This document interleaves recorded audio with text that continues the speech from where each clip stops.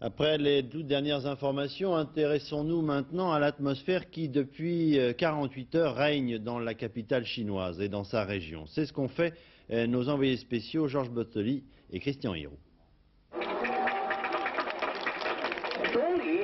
C'était la dernière nuit de liberté à Pékin, la nuit de vendredi à samedi. 200 000 étudiants, groupés place Tiananmen autour de leurs 3 000 camarades grévistes de la faim, avaient entendu le Premier ministre Li Peng annoncer des mesures de force pour mettre fin aux manifestations. Ils savaient que plusieurs colonnes militaires convergeaient sur Pékin.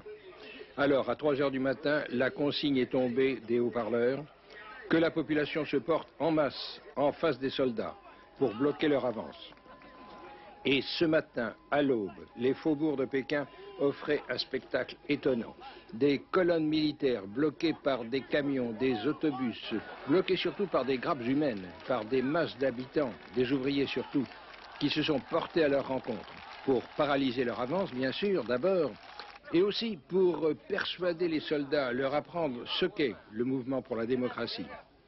Les soldats ne savent rien. Ils viennent de la très lointaine province du Sichuan, où ils n'ont jamais entendu parler des manifestations.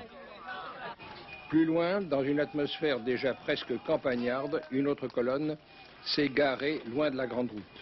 Les soldats, apparemment sans armes, sont confrontés à une véritable offensive de la propagande estudiantine, puisque des étudiants juchés sur un camion avec un haut-parleur les ont rejoints, les haranguent. Démocratie, liberté, modernisation de la Chine.